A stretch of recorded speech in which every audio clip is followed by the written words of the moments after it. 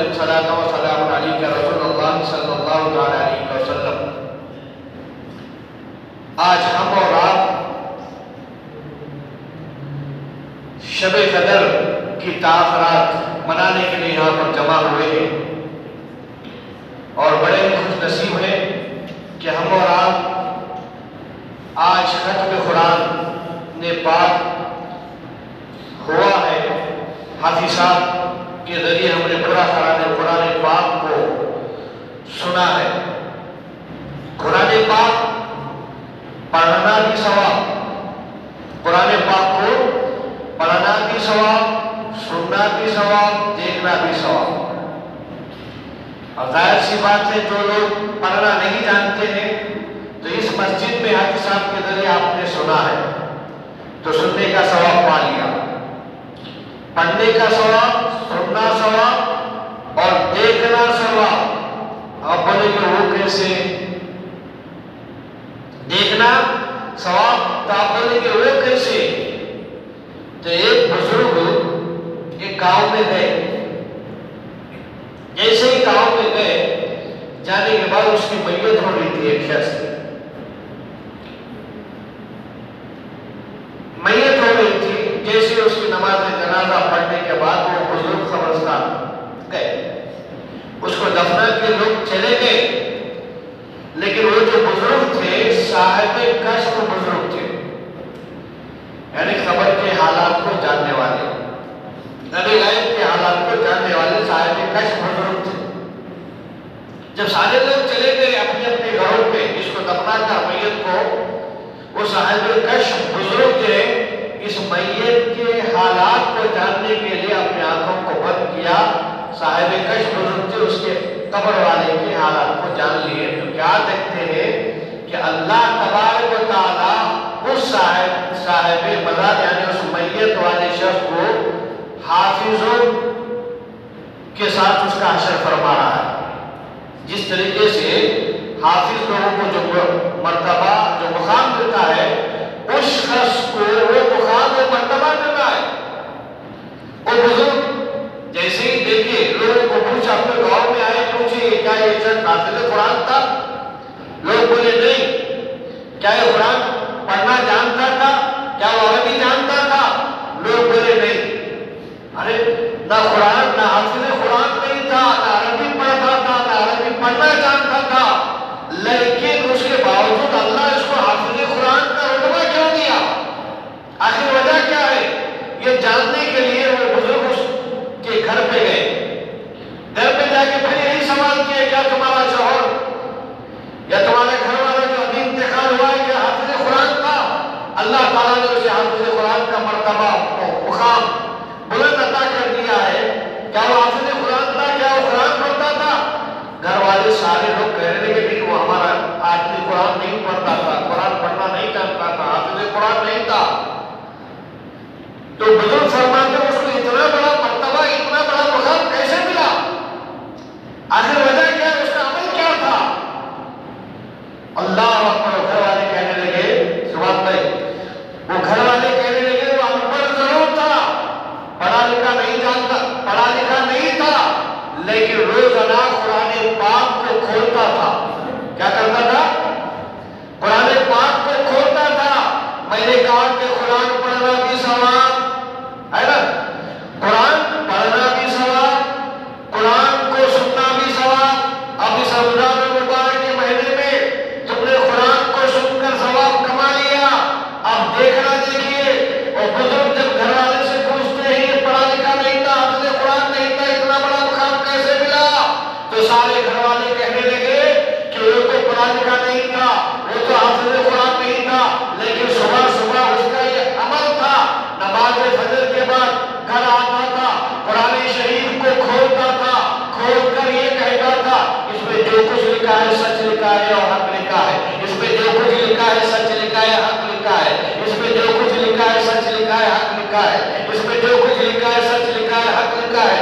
پھر ورق کو پلٹاتا تھا، پھر یہی کہتا تھا اس میں جو کچھ لکھا ہے سچ لکھا ہے حق لکھا ہے۔ اس کا یہ عمل خدا کو پسند آ گیا۔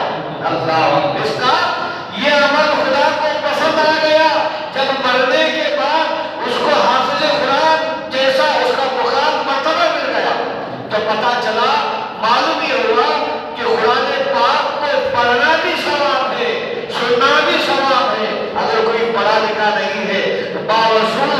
غسل کر کے باوضو اگر قرآن پاک کو دیکھے تو دیکھنا بھی ثواب ہے۔ تو میرے محترم بزرگ اور دوستو، آپ بڑے خوش نصیب ہیں کہ آپ نے پورے رمضان میں قرآن پاک کو سنا ہے، اور وہ بھی نماز کی حالت میں سنا ہے۔ یہ اور تو سب سے بڑی بات، ایک تو خدا کی عبادت ہو رہی ہے، اور پھر خدا کی عبادت میں نماز کی حالت میں قرآن پاک کو سنا ہے۔ آپ کو پورا قرآن پڑھنے کا بھی ثواب عطا کر دیا جائے گا۔ یہ رمضان المبارک کا مہینہ ہے، اللہ تبارک و تعالیٰ اپنے بندوں کی نجات کا بہانہ ڈھونڈتا ہے، نجات کا بہانہ ڈھونڈتا ہے۔ اب دیکھیے، اس مہینے میں اگر کوئی بندہ 2 رکعت نفل پڑھتا ہے تو اس کو فرض پڑھنے کا ثواب عطا کر دیا جاتا ہے۔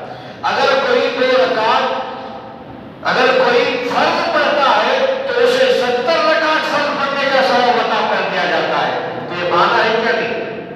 اللہ تعالیٰ اپنے بندوں کو صرف بہانہ ڈھونڈ رہا اس کی بخشش کا، اس کی مغفرت کا۔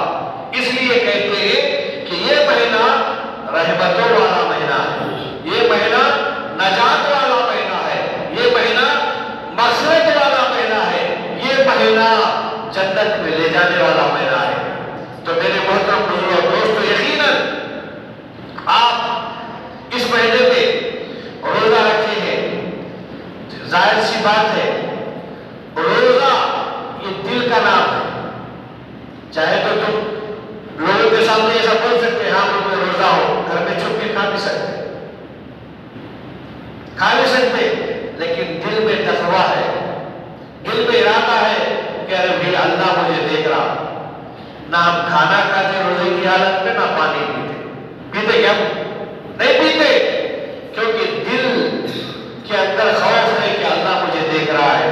نہ میں پانی پیوں گا، نہ میں کھانا کھاؤں گا، نہ گھر میں رہوں گا تو بھی پانی پیوں گا، نہ کھانا کھاؤں گا، اس لیے کہ اللہ دیکھ رہا ہے۔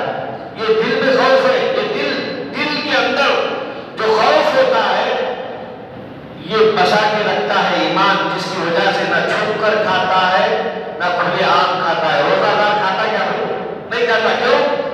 دل کے اندر خدا کا خوف بسا رکھا ہے۔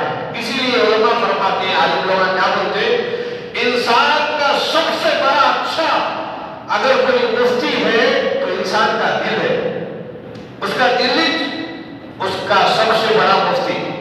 دنیا کے مفتی بدل سکتے ہیں مگر انسان کا دل جو مفتی ہے وہ کبھی بدل نہیں سکتا۔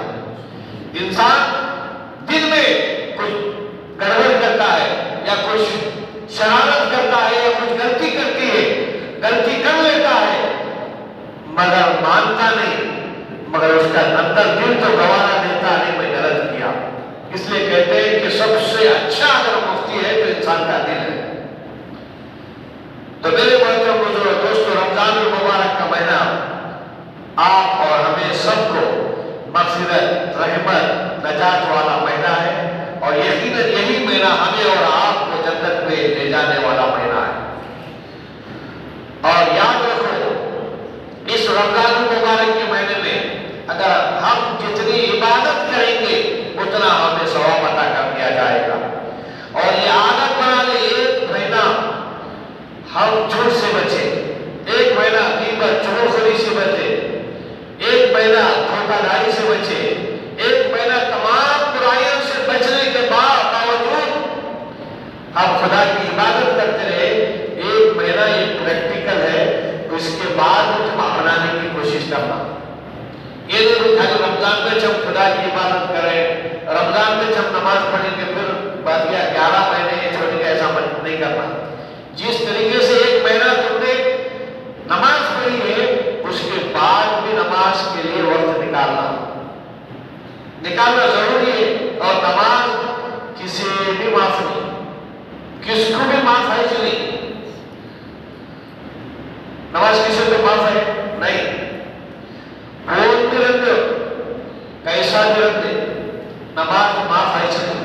نماز اگر معاف ہے تو کسے ہے؟ پاگل کو ہے۔ پاگل جو دیوانہ بنتے نا، دیوانہ اگر ہے تو اسے نماز معاف ہے۔ دیوانہ نہیں، شانہ ہے، نماز معاف نہیں، وہ نماز پڑھنا چاہیے۔ یہاں تک حکم ہے اگر جنگ کی حالت میں، جنگ بولے تو معمولی بات، جان جانے کا خطرہ ہوا، ذرا لاپرواہی کرو تو جان چلی جاتی، جنگ کی حالت میں بھی نماز معاف نہیں۔ اب اس سے بڑھ کے اور کیا ہو سکتا بھائی؟ اب لوگ مانا کرتے آرام نہیں، طبیعت خراب ہے، ارے بھائی ٹھہر، یہ بھی حکم ہے، تم ٹھہر کے نماز نہیں پڑھ سکتے تو بیٹھ کے تو پڑھو، اگر بیٹھ بھی نہیں سکتے تو لیٹ کے بھی پڑھو، باران پڑھو، فرض ہے، ہوتا نہیں۔ اب یہ حکم ہے، کھڑے ہو کے بھی پڑھ سکتے تو بیٹھ کے تو پڑھ سکتے، اگر بیٹھ بھی نہیں سکتے تو لیٹ کے تو پڑھ سکتے۔ لیٹ کے بولے آپ بولیں گے لیٹ کے کیسا پڑھنا؟